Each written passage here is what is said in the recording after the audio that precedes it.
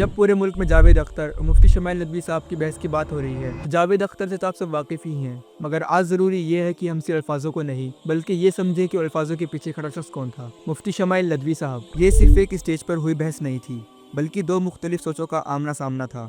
ایک طرف شک اور سوال اور دوسری طرف علم، دلیل اور تہذیب۔ مفتی شمائل ندوی صرف ایک اسپیکر یا ڈیبیٹر نہیں بلکہ ایک ٹرینڈ اسلامک اسکالر ہیں، ایک سوچنے سمجھنے والی علمی روایت کے وارث ہیں جہاں دین جذبہ بھی ہے اور دماغ بھی۔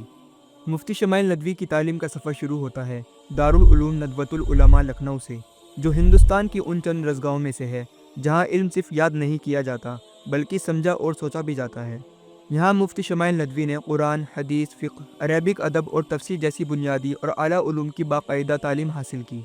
اس کے بعد مفتی شمائل ندوی نے علوم قرآن اور تفسیر میں تخصص حاصل کیا، جہاں قرآن کو صرف عقیدے کے طور پر نہیں بلکہ حکمت اور دلیل کے ساتھ سمجھا جاتا ہے۔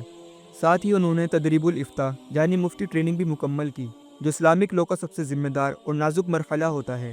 روایت کے ساتھ ساتھ مفتی شمائل ندوی نے ماڈرن اکیڈمک دنیا سے بھی رشتہ جوڑا۔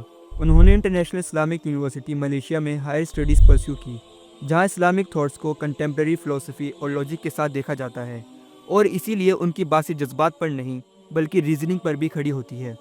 جب مفتی شمائل ندوی نے خدا کے وجود پر بات رکھی تو وہ صرف ایمان کا دعویٰ نہیں تھا بلکہ cause and effect, necessary existence اور ریشنل آرگیومنٹ پر مبنی ایک علمی موقف تھا۔ آج کے دور میں جب یقین کو صرف سوالوں کے کٹورے میں رکھا جا رہا ہے، مفتی شمائل ندوی ان آوازوں میں سے ہیں جو یہ یاد دلاتی ہیں کہ ایمان آدھا نہیں ہوتا اور علم بے روح نہیں ہوتا۔ یہ بحث کسی ایک شخص کو جتانے یا ہرانے کا معاملہ نہیں بلکہ یہ یاد دلانے کا موقع ہے کہ ہندوستان کی علمی اور تہذیبی زمین پر ابھی بھی مکالمہ زندہ ہے، اور مفتی شمائل ندوی جیسے لوگ اس مکالمے کو ادب اور دلیل کے ساتھ آگے بڑھا رہے ہیں۔